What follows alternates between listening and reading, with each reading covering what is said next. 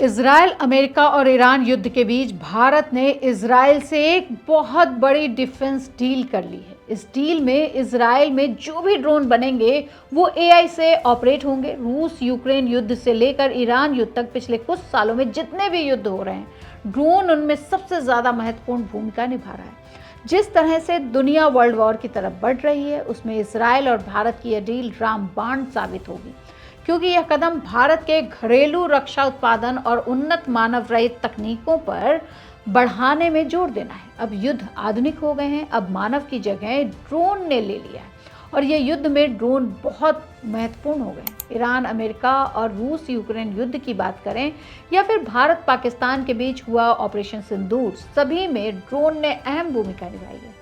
भारत ने जिस कंपनी से ये डील की है, ड्रोन डील, वह वही कंपनी है जिसने पिछले साल इजरायली सेना को 5000 असॉल्ट ड्रोन बेचे थे। अंग्रेजी न्यूज़पेपर ने ये खबर दी है और उसने कहा है कि इजराइल की एआई रोबोटिक्स कंपनी एक्सटेंड ने भारत की रायोनिक्स टेक के साथ मिलकर $11 मिलियन का मैन्युफैक्चरिंग और डिस्ट्रीब्यूशन समझौता किया है। इस समझौते के तहत दोनों कंपनियां मिलकर अनमैन्ड एरियल व्हीकल यूएवीज का निर्माण करेंगी। ये एक बहुत बड़ी डिफेंस डील है, क्योंकि इस सौदे के तहत जो ड्रोन बनेंगे वो एआई से ऑपरेट होंगे और ये बहुत ही इम्पॉर्टेंट होगा। ऑटोनॉमी प्लेटफॉर्म XOS भारतीय बाजार में बढ़ाने की दिशा में एक महत्वपूर्ण कदम बताया जा रहा है। एक्सटेंड का XOS operating system Bharat company रायोनिक्स जिन यूएवीज का निर्माण करेंगी उनके लिए सॉफ्टवेयर की रीढ़ का काम करेगा। यह प्लेटफॉर्म एआई से नेविगेशन, मिशन की योजना बनाने और वास्तविक समय में ऑपरेशन कंट्रोल को एक साथ जोड़ता है, जिससे यह यूएवीज का असर और युद्ध के मैदान में परिस्थितियों के मुताबिक ढलने में क्षमता काफी सुधार हो जाएगा।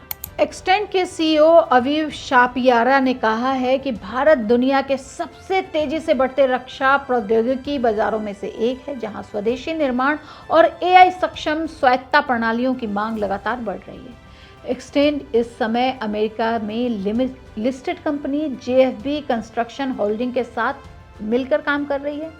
रिपोर्ट्स के मुताबिक इस समझौते में टेक्नोलॉजी ट्रांसफर और ऑपरेशन सक्षमता का एक घटक भी शामिल है, जिसका उद्देश्य उन्नत रोबोटिक्स और स्वायत्ता प्रणालियों के क्षेत्र में घरेलू क्षमताओं और विशेषज्ञता को मजबूत करना है।